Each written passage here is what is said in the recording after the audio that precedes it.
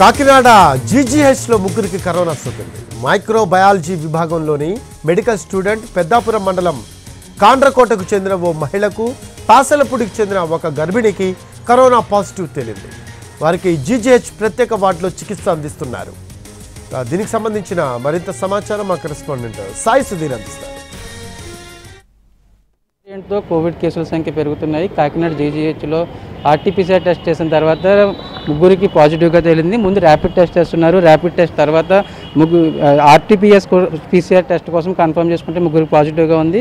అందులో ఒక మహిళ, పెద్దాపురం చెందిన ఒక మహిళ ప్రస్తుతం అయితే జీజీహెచ్ కోవిడ్ వార్డులో ట్రీట్మెంట్ పొందుతుంది. మరో ఇద్దరు పాసలపూడికి చెందిన ఒక గర్భిణి, అదేవిధంగా మరొక మైక్రోబయాలజీ స్టూడెంట్ కూడా పాజిటివ్గా తేలడంతో వాళ్ళకి లక్షణాలు పూర్తి స్థాయిలో లేకపోవడం, హెల్తీగానే ఉండడంతో వాళ్ళని హోమ్ ఐసోలేషన్లో ఉండమని డాక్టర్లు సూచించారు. దానికి తగ్గట్లుగానే వాళ్ళు హోమ్ ఐసోలేషన్లో ఉన్నారు.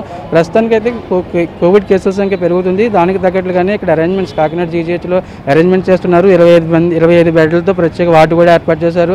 ఎప్పటికప్పుడు వైద్య బృందం పరీక్షలు చేస్తుంది. ప్రస్తుతం దీనికి సంబంధించి డాక్టర్ ఉన్నారు, అంతా మాట్లాడదాం. మేడం, అసలు ఏంటి కాకినాడ జీజీహెచ్కి సంబంధించి ఎంతమందికి పాజిటివ్గా తెలిసింది ఏంటి? నిన్న మాకు ఒక ఓపీకి బయట నుంచి ర్యాపిడ్ పాజిటివ్ కేసు ఒకటి వచ్చిందండి. అది మళ్ళీ మనం ఇక్కడ ఆర్టీపీసీఆర్ నిర్ధారణకు పంపిస్తే పాజిటివ్ వచ్చింది case. Female case, 55 years lady, but she is very stable. ఎక్స్రేలో అయితే చిన్న న్యూమోనియా ప్యాచ్ అయితే ఉంది. ప్రస్తుతానికి ఆక్సిజన్ రిక్వైర్మెంట్ కానీ అవేం లేవు, మందులు వెళ్తున్నాయి, పేషెంట్ స్టేబుల్గానే ఉన్నారు. మనకి కోవిడ్ వార్డుకి సంబంధించి అన్ని బెడ్లు ఉన్నాయి ఏంటి, ఎట్లాంటి డాక్టర్కి 22 beds రెడీ చేసామండి. But as the cases increases will increase the occupancy, bed అవైలబిలిటీని అయితే ప్రిపేర్నెస్తో రెడీగానే ఉన్నారు. 140 beds వరకు they can arrange. But we don't think will expect so many cases. ప్రస్తుతానికైతే కావాల్సిన మందులన్నీ ఉన్నాయి, నర్సింగ్ ఫెసిలిటీ ఉంది, డాక్టర్స్ అవైలబిలిటీ ఉన్నారు.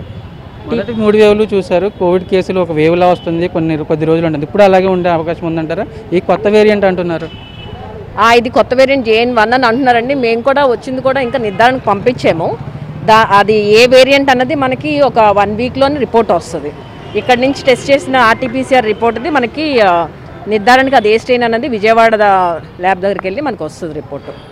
రెగ్యులర్గా హాస్పిటల్స్ కంటే పేషెంట్లు చాలామంది వస్తూ ఉంటారు. వాళ్ళ లక్షణాలు ఉన్న వాళ్ళు ప్రతి ఒక్కరికి టెస్టింగ్ చేస్తారా, లేదంటే ఎట్లా వాళ్ళకి?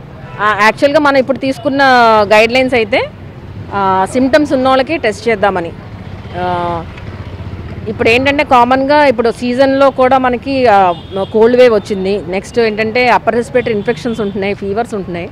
సో కామన్గా సిమ్టమ్స్ ఉన్న వాళ్ళకి, లేదంటే ఇప్పుడు ఎలాగో కేసులు వచ్చాయి కాబట్టి వాళ్ళ కాంటాక్ట్స్ ఎవరైనా సిమ్టమ్స్తో ఉంటే వాళ్ళకి టెస్ట్ చేయడానికి చూస్తున్నాం.